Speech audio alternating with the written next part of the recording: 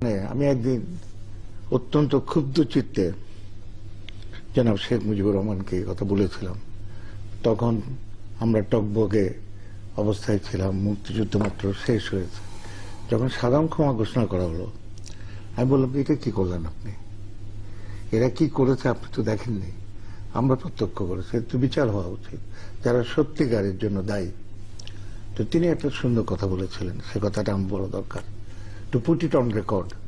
তিনি বললেন যে, দেখ, এই বাংলাদেশ ছোট্ট একটা দেশ, আমরা কতগুলো গৌরব গর্ব করতে পারি এ কারণে যে এখানে কোনো ট্রাইব নাই, কোনো গোত্র নাই, আমাদের প্রায় সব একই অভিন্ন জাতিসত্তা, মধ্যবিত্ত এবং কৃষক ভিত্তিক। তার মধ্যে অধিকাংশ মুসলমান, তার মধ্যে আবার শিয়া সুন্নি ভেদাভেদ নাই, কিছু হিন্দু আছে, এবং আমরা একটা অসাম্প্রদায়িক একটা আবহাওয়ার মধ্যে আমরা বসবাস করছি। আর কিছু আছে পাহাড়ি এলাকার মানুষ, তারা ভিন্ন জাতিসত্তা। তো এরকম একটি দেশে যদি আমি এই ধরনের বিচার করে যদি ফাঁসি দিতে শুরু করি বা এদেরকে চরম শাস্তি দেওয়া শুরু করি, তাহলে তো এমন তো হতে পারে যে দীর্ঘদিন ধরে এই লড়াই চলবে, যুদ্ধ চলতে থাকবে, গ্রামের এক প্রান্তের সাথে আরেক প্রান্তের, এক থানার একদিকে সাথে আরেক দিকের, এভাবে যুদ্ধ চলতে থাকবে। তিনি বললেন যে, তোমাদের পরিবারে, আমাদের পরিবারের কথা বলেন, চিওড়া কাজীবাড়ি, তোমাদের পরিবার তো বিরাট পরিবার। তোমার এক চাচা কেজি আহমদ সাহেব, উনি মুসলিম লীগ করতেন। তোমার আরেক চাচা কাজী জহুরুল কাইয়ুম, তিনি আওয়ামী লীগ করতেন, আওয়ামী লীগের এমপি ছিলেন।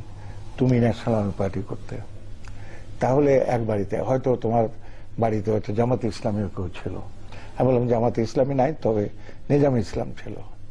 তো তিনি বলে, আমার বাড়িতে আমার চাচা শেখ মোশাররফ হোসেন, তিনি শান্তি কমিটির সাথে জড়িত ছিলেন। এখন এই বুড়োকে আমি জেলে পাঠিয়ে দিয়েছি।